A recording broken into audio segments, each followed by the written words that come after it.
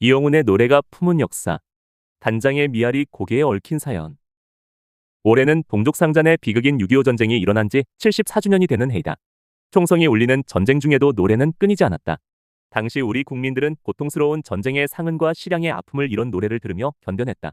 대중가요 중 6.25 전쟁을 배경으로 한 노래는 흥남철수 때 헤어진 여동생을 찾는 굿세어라 금수나 부산 피란사리의 애완과 이별을 그린 이별의 부산정거장, 전선의 군인이 고향과 어머니를 그리워하는 내용의 전선야곡, 전쟁터에 나가 있는 남편이 무사하기를 비는 아내의 노래 등이 있다. 그리고 북한군에 의해 강제 납북된 남편을 그리는 사연을 담은 단장의 미아리 고개라는 노래도 있다. 이 노래는 1956년 발표된 곡으로 수많은 전쟁 관련 대중가요 가운데에서도 손꼽히는 명곡이다. 반야월이 가사를 쓰고 이재호가 곡을 붙였으며 노래는 이혜연이 불렀다.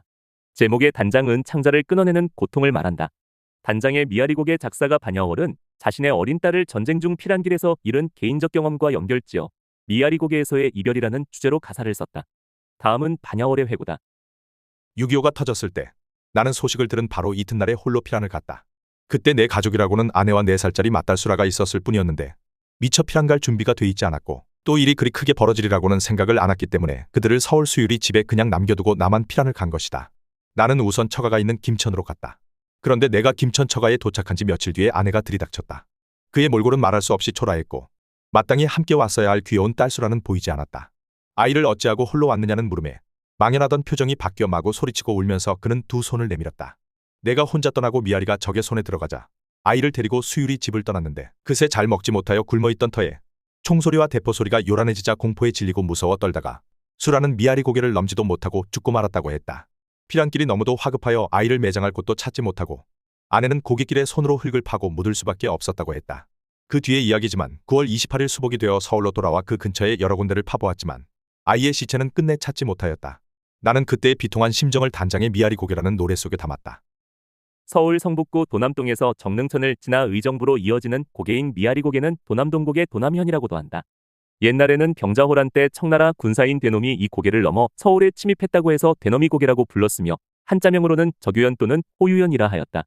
겸재 정선이 그린 것으로 추정되는 도성대지도와 김정호의 수선전도에는 적유연으로 표기되어 있고 비슷한 시기에 그린 것으로 추정되는 사상금표도에는 호유연으로 표시되어 있다. 서울 성북구 도남동 미아리곡의 정상에 위치한 소극장 미아리예술극장에 노래 가사를 새긴 단장의 미아리곡의 노래비가 세워져 있다.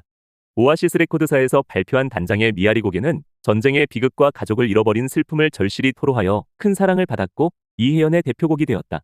이후 대한민국에서 오랫동안 애창곡으로 불리고 있다. 미아리 눈물고개, 이미 넘던 이별 고개. 화약 연기 앞을 가려 눈 못 뜨고 헤매일 때. 당신은 철사줄로 두 손 꽁꽁 묶인 채로 뒤돌아보고 또 돌아보고 맨발로 절며절며 끌려가신 이 고개여. 한마는 미아리 고개. 아빠를 그리다가 어린 것은 잠이 들고 동지섣달 기나긴 밤 북풍 한설 몰아칠 때 당신은 감옥살이 그 얼마나 고생하오. 10년이 가고 100년이 가도 사람만 돌아오소 울고 넘던 이 고개여. 한마는 미아리 고개.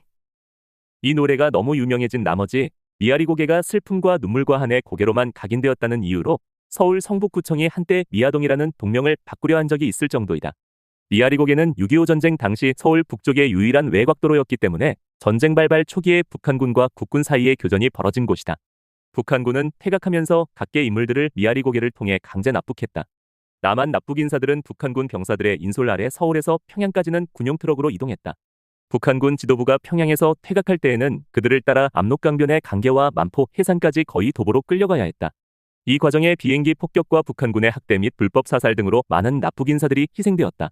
납북 인사 가운데는 김규식, 조소환과 같은 임정 요인들과 재헌 국회의원들을 비롯한 유명 정치인들은 물론 경제계와 학계, 언론, 출판, 교육, 과학, 문화, 예술 등 다양한 분야의 인재들도 포함되어 있었다.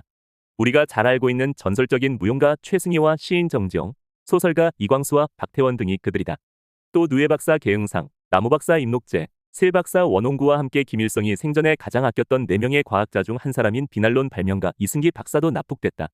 6.25 전쟁 납북인사가족협의회가 공개한 미국 중앙정보국 작성 납북 한국인 명단 자료를 보면 매우 상세한 내용이 담겨 있다.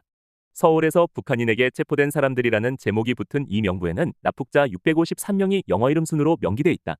이 명부는 표지에 북한의 서울 점령 시기에 서울 인근에 거주하다가 북한 당국에 체포된 후 1950년 10월 15일 현재 생사가 불분명한 사람들을 기록했다고 밝혔다. 명부가 배포된 시기는 1951년 1월 19일로 되어 있다. 대안적 십자사는 전쟁 중 끌려간 납북자 숫자를 7,034명으로 보고 있다. 그러나 6.25 전쟁 납북인사가족협의회에 따르면 전쟁 때 납북된 인사는 대안적 십자사 자료의 11배가 넘는 82,959명이라고 한다.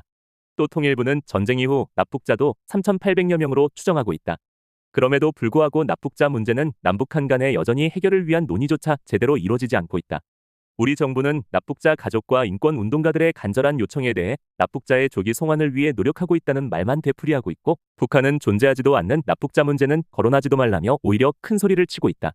미국은 2018년 5월 북미 정상회담을 앞둔 트럼프 대통령이 폼페이오 국무장관을 직접 평양에 보내 미국 국적 억류자 3명을 비행기에 태워서 나왔다.